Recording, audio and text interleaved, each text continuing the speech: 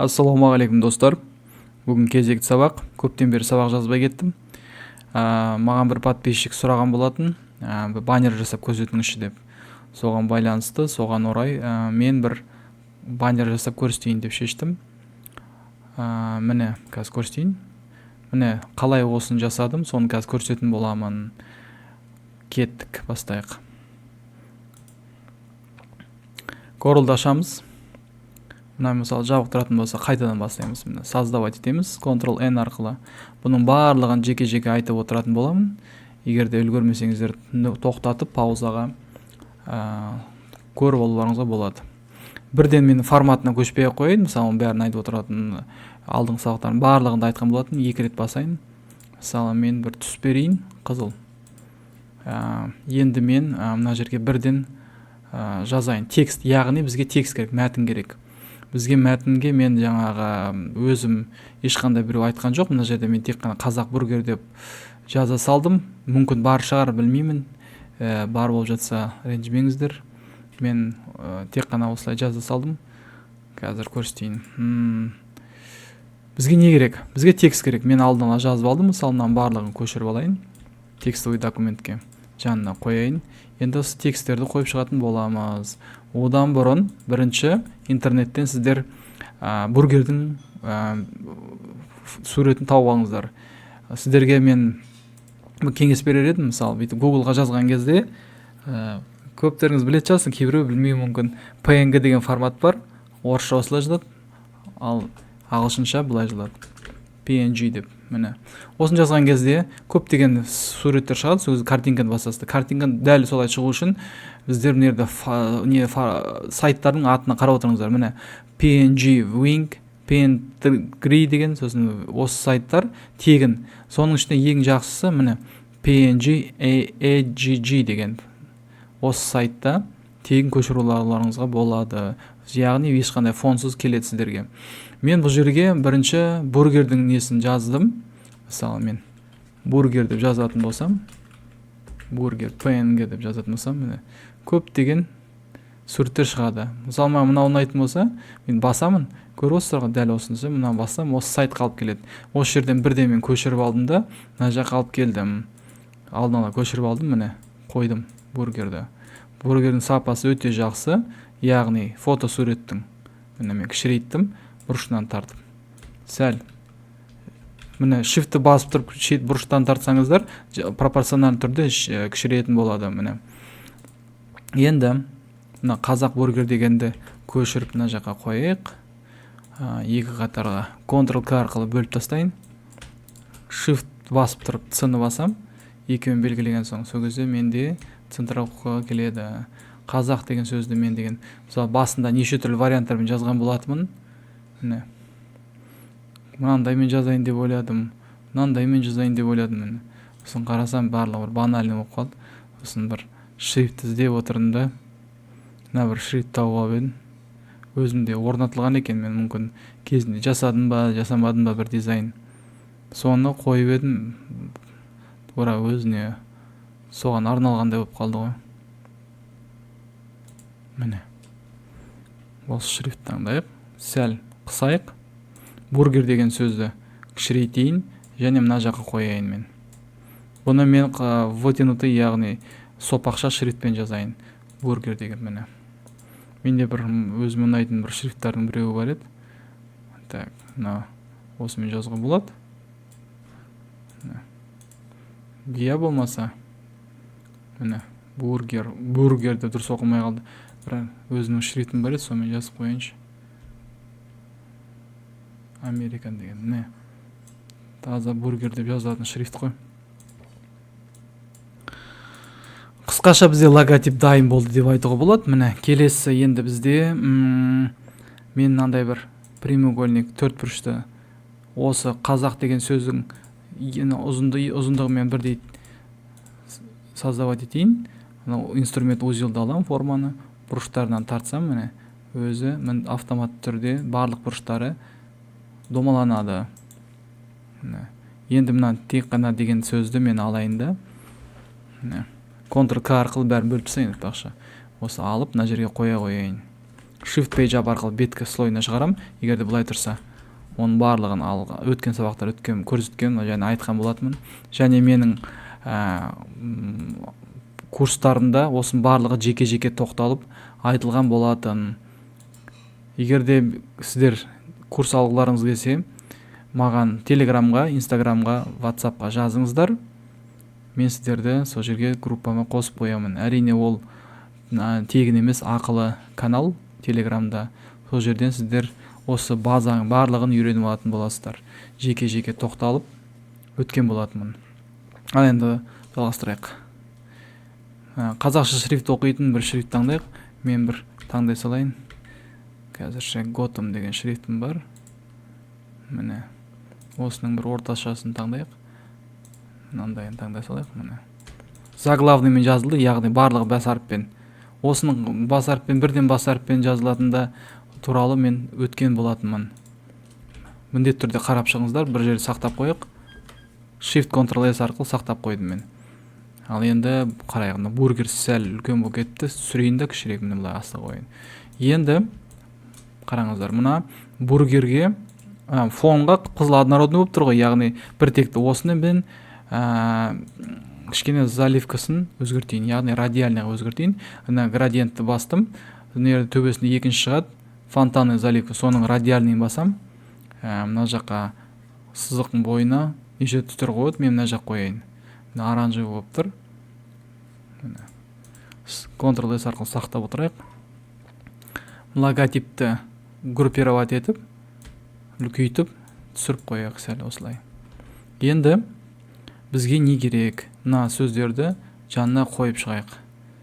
Сіздер үшін 24 сағат жұмыс істейміз дейді. Так.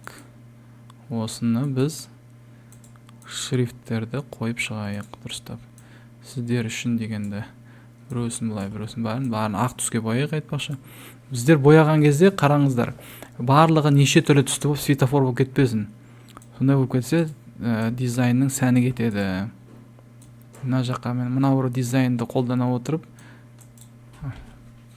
дәл сондай бір сыза салайын. Міне бағанағындай бұрыштан тарта салдым. Міне. Және 24-7 дегенді осының ішіне салайын. Түсін басқа қылайын. Әзірше қараға қойын. Shift белгі ұстап тұрып, центровать етем. Мынаның түсін ақ қылайын. Міне. Shift Ctrl Page Down арқылы төмен басып отырам. Шыққанша. Міне шықты. Енді қараңыздар, 24-7 дегенді басып тұрамда, Shift басып тұрып, төрт бұрышын белгілесем, бізде төбесі шығады. Сол жерден высечь деген бар. Исключение. Осыны алып тастайтын болса, міне. Осының фонын, артындағы фонын барлығын көшіріп беретін болады. Группировать топтастырып қояйық. Алдын ала тапсырыс беру үшін деген сөзді мына жаққа қояйық. Бұның барлығына бір шрифттің несінде болу үшін көріп алайық. Примерно нешінші шрифт екен. Барлығын белгілейміз де, Ctrl V арқылы шрифттің биіктігін сеп қояйық. Ал енді қарайық жақындату үшін. Тапсырыс беру үшін деген сөз бізде ең маңызды болғандықтан осыларды қою қылып жазайық. Бұның да түсін ақ қыламыз. Міне.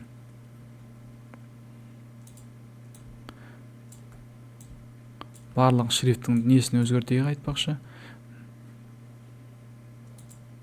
Мен бағана гелиуспен жазып отырмын едім. Гелиуспен жазғам, я. Осы шрифті жақсы келеді. Міне. Гелиус дегеннің мына жерде қою бар. Мынаны басып жіберсек. Міне.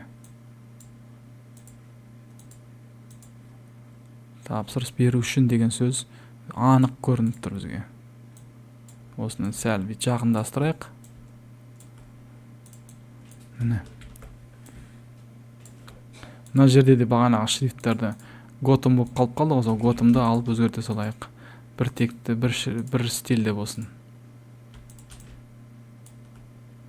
Мына барлық биіктіктер бір деңгейде болып тұсалып тұру керек, міне көріп отырсыздар ғой. Егер де келмесе, түсіре салыңыздар былай. Міне. Дизайн солай не болып тұру керек. Группировать етіп. группировать етіп қояйық. Міне енді мына жерде бізде Instagram болса, Instagram'ды мынаның астына қояйық. Дәл сол шрифтпен Helios Black пен мына шетіне қояйық. Мен белгіледім ғой, мысалы мына сайтты, Instagram'ды мен сол жағымен теңестіру үшін мен shift'ті басам да, L әрпін басам, алдың сабақта үйреткендей. Сол кезде мені теңестіріп береді маған. Міне. Дәл сол солай. Мынаны солай сияқты, мынаны аламда, оң жағын мышканы басып тұрсам, бізде скопируй все свойства дейді. Дәл солай. Биіктігін Т әрпін басам, биіктігі бірдей болады. Мына жақты алып, R әрпін басам, яғни мына оң жағымен теңестіріп берді. Енді қараңыздар, жалпы бізде мынаның барлығын қатты кішір үлкен қылғам жоқ, яғни тағы да бірдеңе істейін деп отырмын. Ол үшін фон берейік. Фон яғни боялып тұр ғой, енді бір текстура берейік. Текстура деп мысалы Google-ға жазсаңыздар, бірден шығып береді. Сол жерде мен қағаздың несін алайын. Копировать алдым да, Ctrl-V-ні бастым, міне. Көресіздер ғой. Сол кезде мына прозрачность аласыздар да, обычный дегенді бассаңыздар, осы жерде міне қараусаңыздар, осветление деген бар. Осы осветлениені басасыздар да, сол кезде shift page down'ды мына қызыл фонның артына түсіресіздер. Міне. Осы фонды аласыздар да, мышканы оң жағымен басып, поместить контейнер дейді, power clip. Осы стрелка шығады, қызылға бассаңыз, мына ішіне кіргізіп береді. Көріп отырсыздар ғой. Енді қарасаңыздар, барлығы көрініп тұр, бұжыр мына жаңағы қыртысын барлығы. Сонда да бізге бұны әлсірету керек, яғни слабый қылу керек тағы. Мына Ctrl-ды басып тұрып, мынаған басасыздар. Міне, мына болмаса изменить деген басасыздар. Мынаны басқан соң, бізде тағы да прозрачностьты басқан соң, басасыздар. Бағанағы айтқандай фонтанный дейді залив. Осыны басасыздар да, міне қайтадан радианы таңдап, мына сызықтар негатив болып тұр, яғни ақты аққа, қараны қараққа емес. Міне қараны басасыздарды таңдап тұрып, басып тұрып, ақтың үстіне қоясыздар. Енді ақты басып тұрып, қараның үстіне қоясыздар. Міне. Сол кезде байқаусыздар ма, ортасы жоқ болыпты, бірте мына жаққа қарай шығып келе жатыр. Осыны бір рет бассаңыздар, мына жерде шкала шығады. Осы шкаланы көз мөлшермен примерно қарап әлсіретіп жасау болады. Міне, байқаусыздар ма? Енді мына жердің барлығы бірте жоғалып, мына жаққа қарай қатыс пайда басталады. Тағы да басайық. Мысалы қатты не болып кетті. Мына жерде 36 емес, кішкене азайтайын. Міне 26. Міне текстура көріне бастады. Міндетті түрде лайк басып отырыңыздар, ұнап отырса, және менімен бірге қайталап отырыңыздар. Енді мына бургер ауада қалып қалды ғой. Қалқып қалды. Ол үшін бізге астына көлеңке беріп, отырғызайық мына жерге, полотноға. Міне. Ол үшін мына көлеңкені таңдап, шетке беріп тартып жібересіздер. Сол кезде көлеңке шықты ғой, міне, қарап. Ол бізге дұрыс емес, ол бізге ондай болмайды. Біз аламыз да мына жерін таңдаймыз. Сол жағын, жоғары жағын көріп отырсыздар, басасыздар. Сосын мынаны таңдаған соң, мына стрелканы басасыздар, міне. Дәл осындай. Бізде қарап отырсаңыздар, мына жерде қырлары қанық көрініп тұр. Яғни оны біз аламыз, жоққа жібереміз. Мына жерде прозрачностьты 40-қа келтірейік. Мына жерде жан-жағының бұлыңғыр болуын 20-ға келтірейік. Міне. Және мына жерде обычный басасыздар да, көлеңкеге келген кезде мына жерде барлығын бүйтіп шкаланы қараға басасыздар. 20 да аз болыпты. 25 қылайын. Міне. Мына жерде 50 жасайын. Болды. Енді Ctrl-K арқылы мына көлеңкені мына бургерден бөліп тастаймыз. Міне бөлінді. Бір рет ақ поляға бір рет басасыздар да, көлеңкені болмаса бургерді бүйтіп түсіресіздер. Міне. Көріп отырсыздар ма? Енді бургер отырды. Яғни отырды дегенде бір жерде тұр деген сөз уже. Жай ғана ауада қалып тұрған жоқ. Енді бұның балғындығын көрсету үшін бізге бу керек. Яғни пар болмаса дым деп жазасыздар. Бағанағы мына осы сайтқа жазуларыңызға болады, міне. Осы жерге жазған соң сізге шығып береді. Мен алаңа көшіріп алдым. Сондықтан мен папкадан ала салам да, мына дымды алып бүйтіп қоя салам былай қарай. Міне қарап отырсаңыздар, міне келді. Көріп отырсыздар ма? Мен бұны аламын да сәл кішірейтем. Міне қоям былай қарай, дәл ортаға бу шығып тұрсын деп. Яғни дәл осыны мен кішкене осветлять ету үшін Ctrl-B-ні басам, контрастностьті көріп отырсыздар ма? Мына жерде шкала арқылы ағартып осветлять етіп жасауға болады. Міне осыны бастым. Енді мынаны тағы да басып тұрып копировать етем де, сәл кішірейтем. Және бұны мына жаққа келем де, міне былай шығарып қойма болады. Мына жаққа алып келіп тағы да отзеркалить дегені бар, осыны бассам да болады. Байқап отырсыздар ма? Міне тағы да кішірейтіп жіберме болады. Міне Бұны аяқтан шығып тұрғандай болса, мына жақтан шығып тұрғандай көріп отырсыздар ғой. Өзі ұқсай бастады, иә, жарнамаға. Енді қараңыздар, бізде мына жақтарға кішкене бостау болып тұр. Осы жерге не істейміз? Бағана мен бұрыштарды қойдым ғой, міне. Осыларды қойып шыға болады. Бұның барлығын мен мысалы көшіріп алдым. Міне, бұл да бағанағы сайттан, міне мынаны қызыл бұрышты алып көшіріп алдым да, кішірейтем. Мына жаққа қояйын мен. Жасылын көрсетіп, яғни бұл жасыл перец екенін көрсетуім керек. Мына жаққа қойып, енді бұны басқан соң, мына жаққа табырын көшірейін да, зеркальтетіп қояйын былай қарай.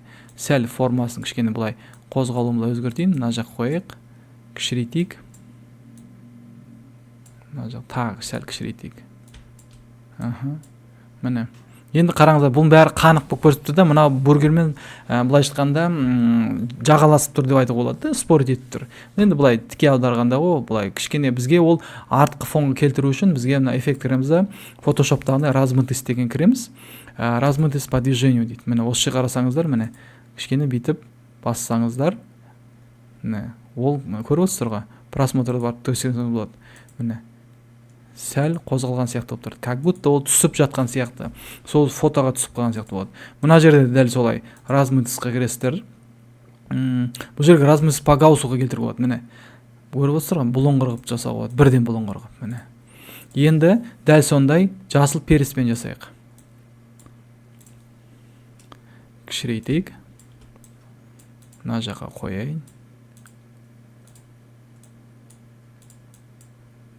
Сәл кішіретіп қояйық. Мынаны бұлай шығарсам, бұлай шығарып қойсам, мынаны бұлай кішкене алдыға жылжытайық. Бағанағындай кірейік. Размытость, раздвижение. Міне. Сәл келтірейік. Шетіне шығарып қояйық. Және тағы да осы перчикті аламыз. Бұл мен мысалы бұл неше түрлі формаларды таңдауларыңыз болады ғой. Мен жай ғана осы жасыл мен қызыл арқылы жан-жағына көшіріп, просто көбейтіп отырмын. Оны міндетті түрде екеуден жасау деген сөз емес. Егер бар болса жатса, мысалы осындай перчиктер, перецтер, бұрыштар болып жатса, көп неше түрлі формада оны қолданып өңіріңізге болады. Оны міндетті түрде мен сияқты болу керек деген сөз емес. Міне. Енді мынаның барлығын, мысалы шетке шығып тұрған барлығын белгілейміз да, топтастырып, енді бағанағындай контейнердің ішіне кіргіземіз, яғни PowerClip'нің ішіне. Міне қысқаша деп айтуға бола ма, болмай ма білмеймін, бірақ мен біраз уақыт жібердім бұған. Міне осылай жасауға болады. Егер де сіздер менің курсымды алсаңыздар, бұның барлығын сіздер еркін және қиналмай-ақ жасай аласыздар. Тек қана бұл жерде ізденіс керек және тәжірибе керек.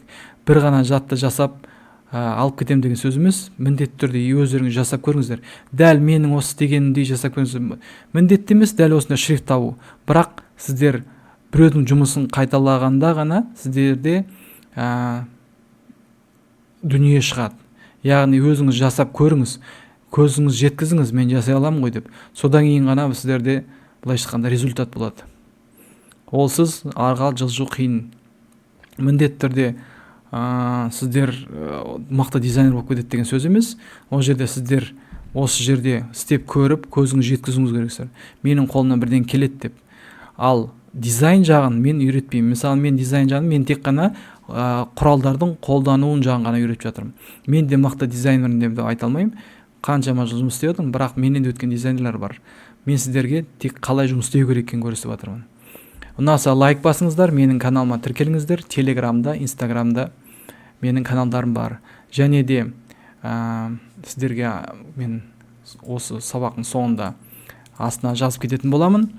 Өзімнің егерде сіздерге узор, яғни шрифт болмаса басқа да заттар керек болып жатса, менің платный каналым бар. Сол жерге подписка жасап, тек қана бір жылына бір рет қана подписка төлейсіздер. Содан кейін ішіндегі барлық бүткіл файлдардың барлық сіздерге доступный болады, яғни алуларыңызға болады. Ішінде узордың каналдары бар, оған бағасын жазып кетемін. Және де менің ақылы курсым бар. Әзірше осы 2024 жыл сәуір мен мамыр айына 15.000 теңге болып жатыр. 6 айға подписка. Ал кейін мен оның бағасын көтеретін боламын, өйткені мен ол жаққа басқа да көптеген осы 26 сабақтан бөлек, яғни ол жерде мен айтуды ұмытып кеттім, сіздерде жаңағы ақылы курстың ішінде 26 сабақ бар. Сол берген ақшаларыңыз сол 26 сабаққа кіреді, яғни соған төлеп жатсыздар. Және сұрақтарыңыз болса жазасыздар комментарийға, мен кері байланысқа шығамын. Және де мен ол жерге сіздерге үшін басқа да сабақтар жазып отыратын боламын. Және де осы сабақты сол телеграм каналына салып қоятын боламын. Келесі кездескенше жақсы сау болыңыздар, аман болыңыздар, сіздерге білім пайдалы болсын. Жақсы сау болыңыздар.